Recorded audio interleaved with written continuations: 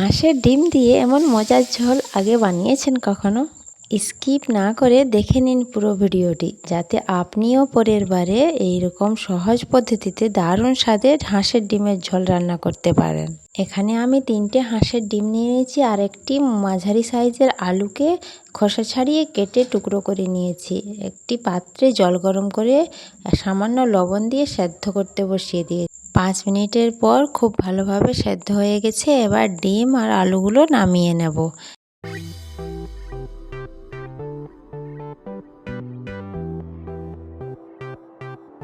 ডিম 3টে একটু ঠান্ডা জলে রেখে খোসাটা ছাড়িয়ে নেব।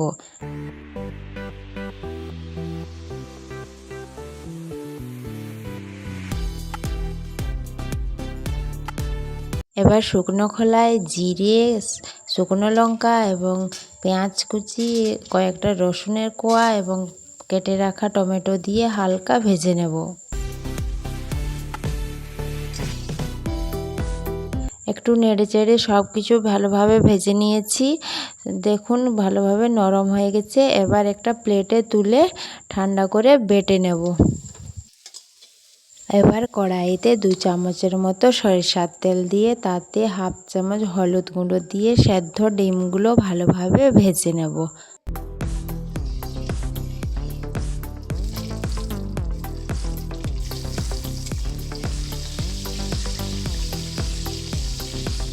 দেখুন কি সুন্দর সোনালি রং হয়ে এসেছে ডিমগুলো। এইভাবে ডিমগুলো ভেজে নিলে ঝোলের স্বাদটা দ্বিগুণ বেড়ে যায়। এবার ওই তেলেই একটা তেজপাতা এবং কাঁচা লঙ্কা চেরা দিয়ে একটু ভেজে নেব। এবার বেটে রাখা মশলাটা দিয়ে তেলের মধ্যে কিছুক্ষণ ভেজে নেব। এরপর স্বাদ মতো লবণ এবং গুঁড়ো মশলা দিয়ে দেব। হলুদ, ধনে, জিরে এবং লঙ্কা গুঁড়ো। মিতা রান্নাঘরে প্রতিটি রান্নাই খুব সাধারণ ঘরোয়া মশলার উপকরণে বানানো হয়। আপনারা এইরকম সহজ সরল এবং দারুণ স্বাদের বাঙালি রেসিপি পেতে চাইলে মিতা রান্নাঘর চ্যানেলটিকে সাবস্ক্রাইব করে পাশে থাকবেন। এবার মশলাটাকে খুব ভালোভাবে কষিয়ে নেব। মশলাটা যত ভালোভাবে কষাবেন ঝোলের স্বাদটা ততই বাড়বে। দেখুন মশলাটা থেকে খুব ভালোভাবে তেল ছেড়ে এসেছে। এবার সেদ্ধ ডিম আর আলুগুলো দিয়ে মশলার সাথে ভালোভাবে কষিয়ে নেব।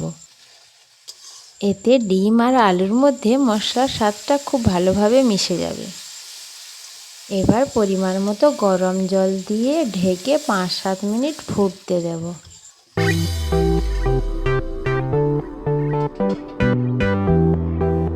প্রায় 5-7 মিনিটের পর ঢাকা খুলে একটু নেড়েচেড়ে নেব।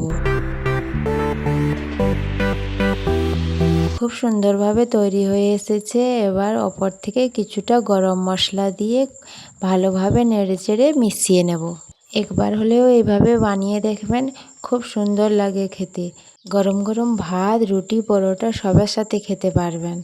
দেখুন কতটা সুন্দর লাগছে দেখতে এবং গন্ধটা এসেছিল সেই লেভেলের, আর খেতেও হয়েছিল দারুণ স্বাদের। ভিডিওটি শেষ পর্যন্ত দেখার জন্য অনেক অনেক ধন্যবাদ। ভিডিওটি ভালো লাগলে লাইক শেয়ার করে আপনার মূল্যবান মতামত কমেন্টে জানাবেন। সাবস্ক্রাইব করতে ভুলবেন না কিন্তু।